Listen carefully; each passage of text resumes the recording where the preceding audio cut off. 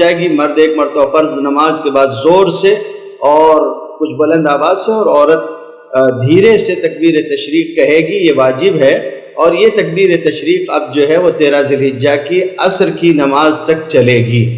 آپ کا تلبیہ کا سلسلہ جاری ہے، آپ لبیک پڑھتے ہوئے منی سے عرفات جائیں۔ 9 ذی الحجہ کو صبح سے لے کر زوال تک کوئی کام نہیں ہے، اس درمیان میں آپ مکمل طور پر تیاری کر لیں، اچھی طرح سے اہتمام فرما لیں۔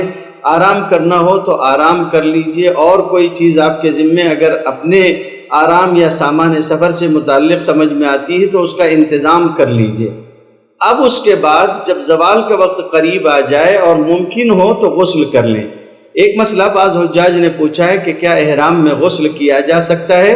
اس کا جواب ہے کہ غسل کیا جا سکتا ہے، ٹھنڈک کے لیے بھی غسل کیا جا سکتا ہے، نفل غسل بھی کیے جا سکتے ہیں، اس میں کوئی فرق نہیں ہے، جیسے آپ چاہیں ویسے کر سکتے ہیں۔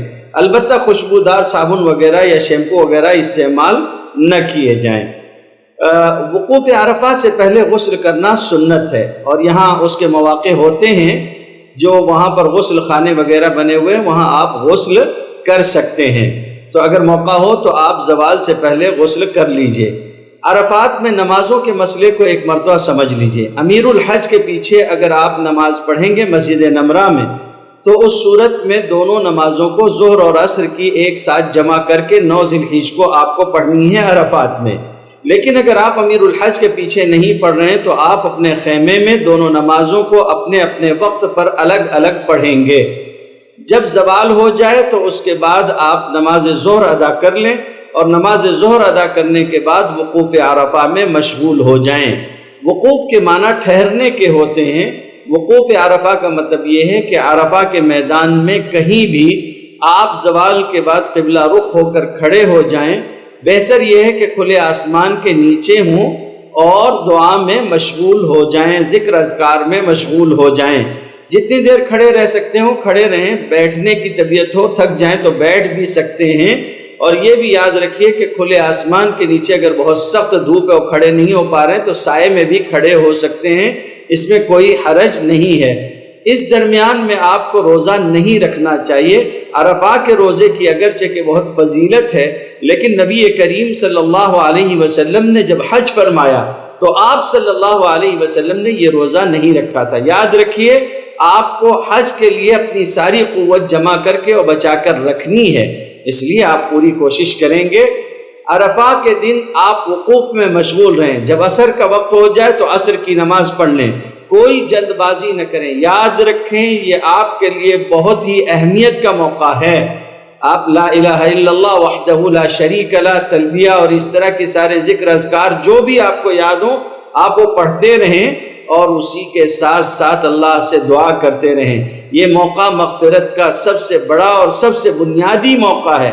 بعض علماء نے اس طرح کی باتیں نقل کی ہیں کہ جو آدمی وقوف عرفہ کرے اور اس کے بعد وہ یہ گمان کرے کہ اللہ نے اس کی مغفرت نہیں کی تو اس نے کبیرہ گناہوں میں سے گناہ کا ارتکاب کیا۔ اس دن اللہ اپنے بندوں کو معاف کرتا ہے، اس لیے آپ اللہ کی طرف متوجہ ہوں، پوری قوت کے ساتھ اللہ سے دعا مانگتے رہیں، اپنے گناہوں پہ نادم و شرمسار ہو کر اپنے لوگوں کے لیے، اپنے لیے، احباب کے لیے، اولاد آل اولاد کے لیے، اور اگر ہم لوگ بھی یاد آ جائیں تو یہ زہ قسمت ہماری ہوگی کہ آپ ہمارے لیے بھی دعا فرما دیں۔ میں اس کی درخواست آپ سب سے کرتا ہوں۔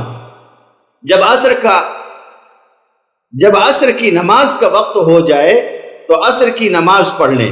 عصر کی نماز کے بعد بھی جلد بازی نہ کریں اور مغرب تک وقوف میں مشغول رہیں۔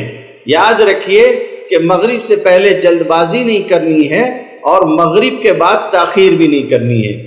عرفات کے میدان ہی میں وقوف ہونا چاہیے، غروب سے پہلے عرفات کے میدان سے باہر نہ نکلیے گا۔ خدا نخواستہ اگر کوئی نکل جاتا ہے تو اسے غروب سے پہلے واپس آ جانا چاہیے۔ جب غروب آفتاب ہو جائے گا تو اس کے بعد بغیر مغرب کی نماز پڑھے ہوئے اب آپ مزدلفہ کی طرف چلیے۔ اللہ کے فضل و کرم سے آپ کا وقوف عرفہ مکمل اگر ہو جاتا ہے تو آپ نے حج کا سب سے بڑا اور بنیادی حصہ پورا کر لیا۔